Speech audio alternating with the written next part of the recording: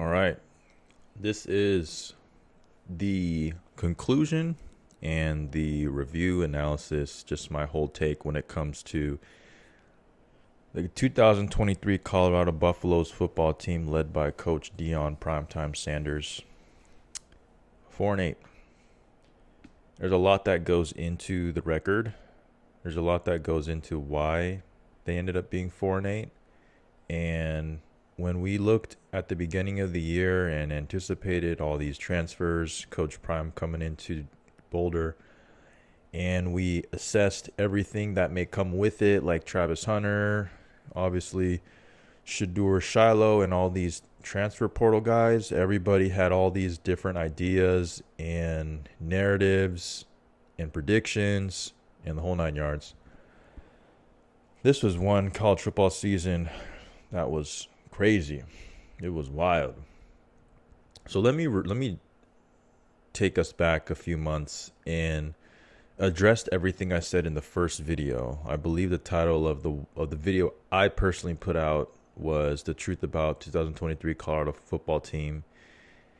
At the time, I looked at the video recently and I recollect what I just said because I just looked at it recently on everything that I addressed in that video. The main points I was talking about was basically believe the hype in Colorado, because at that point they were 2-0, getting ready to play Colorado State. The whole idea that Shedeur Sanders was going to struggle.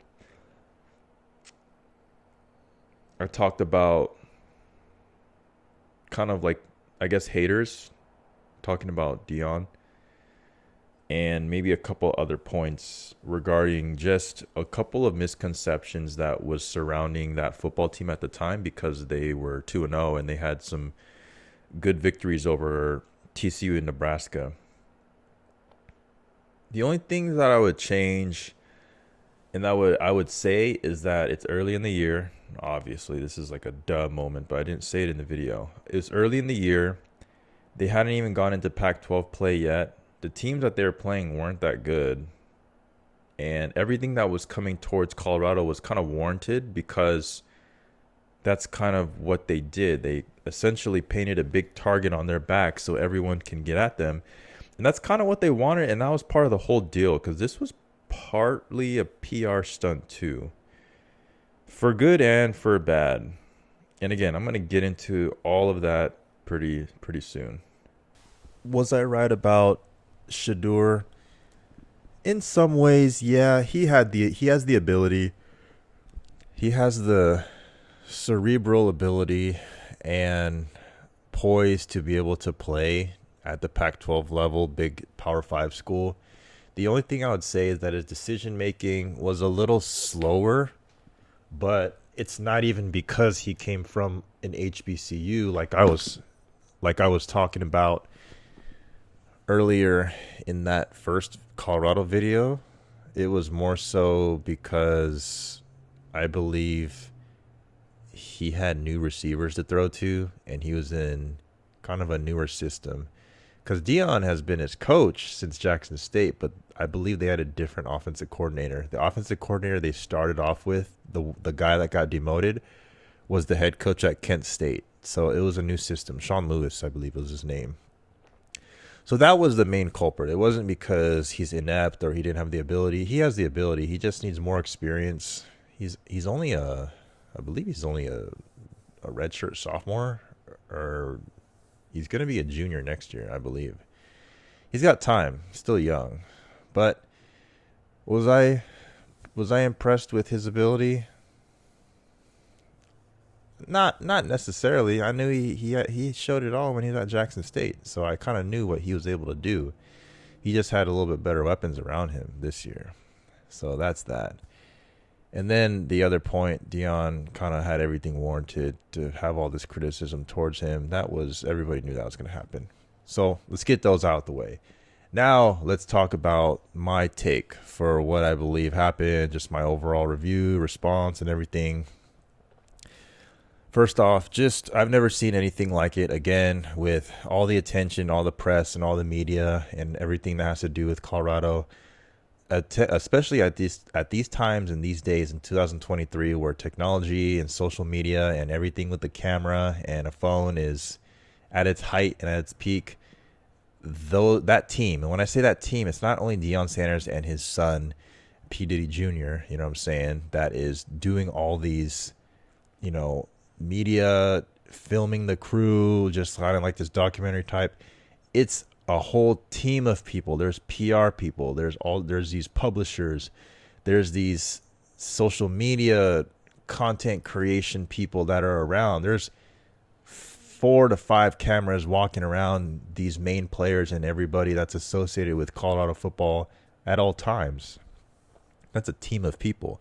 This was within the plan. This was discussed before Deion Sanders had signed that name on the dotted line to him for his contract agreement with the University of Colorado. That's probably a big reason why he didn't get into Auburn, or he wasn't able to get to an agreement, is because Colorado, the university, was open to having all this happen, and for reasons that we could speculate and guess, till the cows come home. But I think for the most part, people kind of hit the nail on the head. Colorado was able to accept this whole deal just because it brings so much attention and money to the university. And that's exactly what happened. I don't know the exact numbers, but I know it's definitely in 8 to 9 figures in terms of what was accumulated revenue-wise, which is insane. Never seen anything like it. My favorite part of the whole season was Lil Wayne coming out rapping to the entrance when Colorado played Colorado State. That was so sick. I was like, this is not a football game. This is a concert. Playing The Sky Is the Limit. I love that song. That was my favorite moment by far. That was dope. That was crazy. So we've never seen anything like that. Deion Sanders is going to be Deion Sanders. That's no surprise. People are not going to like what he has to say a lot of times, and people are going to like what he has to say a lot of the times. You have your haters, you have your fans, and you have those that are in the middle that don't care. 3-3-4 rule. So it is what it is. 4 wins is better than 1. I get it. I personally predicted 4 wins, so I hit the nail on the head. I'm pretty sure I might have gotten 1 or 2 of the teams mixed up and who they'd beat, who they'd lose to. But I said 4 before the season started, so I was right. They could have won 8 easily. I think they could have won 7 to 8. Stanford, Arizona, Utah. That's 3 wins right there they could have gotten. They lost by a margin of less than 2 touchdowns, something crazy like that. 7-point differences. Could have been 7 wins right there. They missed out on the bowl. They had a couple. They had some instances where the team was kind of fighting amongst each other, but that happens when teams are losing. So there's nothing crazy or abnormal about that. But because it had to do with Colorado, it obviously made storylines and how criticism was occurring and how locker rooms might be split, and coaching staffs too, for that matter. But that happens everywhere. It was just the fact that it's Colorado. They have a magnifying glass underneath them. So if someone farts, people are going to talk about it. That's just how the attention has been at that school. They broke so many records when it comes to viewership. They've really put a lot on that. They put the university on the map. But the craziest part about all this stuff that I'm saying with these unprecedented events and transactions that's been going on with this school and football team is that the moment Deion Sanders leaves, that school is going to be forgotten. And this year is going to be forgotten. And it's always going to be what's happening now. It's the trend. It's the next big thing. Wherever Deion's at, that's where it's going to be popping, which is crazy. He could be at Akron, and everyone's going to look at Akron. Everyone's going to go to Akron, Ohio. It's going to be wild. That's just how it works. So, football-wise, Travis Hunter balled out. Jimmy Horn, all these other dudes, they did okay. They weren't as big time as I thought they were going to be. I thought these guys were just going to be dogs. They were all right. They rotated a lot of players, which is good. I'm glad they weren't winning. They weren't being successful. So a lot of new guys had had to step up, and a lot of guys got opportunities, which was good. Was it worth getting rid of all those players? I think so. I think that worked out. People were talking about how there was a huge turnover, like 98 new players, and they had to get rid of 80 or something like that. They got what they got out of the players that they had, and they're able to get for the roster. That worked out. The big thing is recruiting now. When they recruited, they were on the move too, meaning the coaching staff was getting ready to go to Colorado, figuring out their own thing on top of getting new players. That's really hard to do. And they didn't have a full year to do it. They had half of a recruiting cycle to do that. So this year they're going to have a full recruiting year. There shouldn't be any word with Deion going to any other schools. I can get to that later, but they're going to have a full year recruiting this year. There has been some decommitments. There has been some commitments.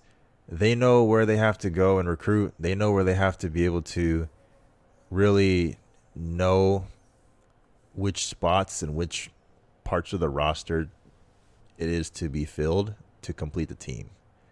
So that is yet to be seen, and get some dang linemen pretty much, and some D linemen players on defense. I'm really interested to see how they rank in their recruiting in the class. Recruiting class gets a top 25 ranking. If they can break the top 25, they'll be all right. They're going to move conferences. That's going to be crazy. This was their last year in the Pac-12. Pac-12 is going to diminish. They're going to move to the Big 12, I believe. They're going to play some pretty good teams. It'll be more comparable. It's going to be very interesting how that works, too. I think that there were some distractions, but it didn't necessarily affect the team the way I thought it was going to. Shout out to those players for being able to just play a football season and stick to their assignments and responsibilities, duties, and rules while having all these celebrities, all the spotlight, all the attention, and all this money being thrown their way. I'm not talking about the main characters on this team. I'm talking about the supplementary pieces of the guys that didn't get no shine, that might not have NIL deals, that just has all this media and attention on the team just because of who they're playing next to. So shouts out to those guys, man. I would have been distracted, man. I would have been going to all these clubs, man. I would have shit. But those guys did a good job staying diligent, keeping their head down, and doing what they're supposed to do. So shout out to them. It was a roller coaster of a season. I felt like the season went on forever for them. But that's how college football is. It was really interesting and funny how everything started off so strong for them. I thought they were going to go undefeated and Deion was going to change college football. But Oregon humbled them. Stanford ripped their hearts out, and they weren't the same since. And they weren't going to, because they weren't going to be able to go through this buzzsaw of teams and win it all with who they got. It's just impossible. But I commend Deion and his crew and his coaches for being able to do what they do with all that stuff that they had to deal with, and give credit to the coaches too, because they were in just as distractful positions too, calling out whole basketball teams and speaking to them like it was a crazy year. We'll see how the coaching carousel works too. I think a couple guys resigned. A couple guys will be moved around and shifted. Again, like I said, not only was it experience for the football team, the players to gel, but it was for the coaches too. There's a lot being said about that D coordinator. What's his name? Coach Kelly, Chad Kelly. He got a lot of criticism. I saw a lot of turmoil amongst them, in my opinion. But that's just something that they have to figure out. So we'll see his future. Honestly, he's in a big position, being a defensive coordinator from a defensive-minded coach in Coach Sanders. So we'll see. Very entertaining year. Hope Shedeur is okay. He got banged up at the end of the year, but he'd be all right driving that Rolls Royce around campus, man. So shout out to Colorado. I'm neutral when it comes to everything that goes on with them and him, specifically Coach Deion and that team, because I'm all for being objective and I'm all for competence and wins and losses. I don't care if Dion's out on the sidelines butt naked. If he's out there winning games, I don't care. So forget how he looks, forget how he moves, forget all that. It's great, but we winning or losing, and we graduating players, it's all that matters. And getting him to the next level, if we can help provide, but getting him that 60-year plan is what it's all about in college football. Stay tuned for any updates when it comes to CU, but that's my analysis for them. We'll see what happens next year. It's going to be really interesting going forward. I want to see how these recruits will be and how the recruiting cycle will be. Got a lot to say. It's going to be a lot of stuff happening too, man. So y'all stay tuned. Enjoy bowl season, man. It's going to be a good one. Peace.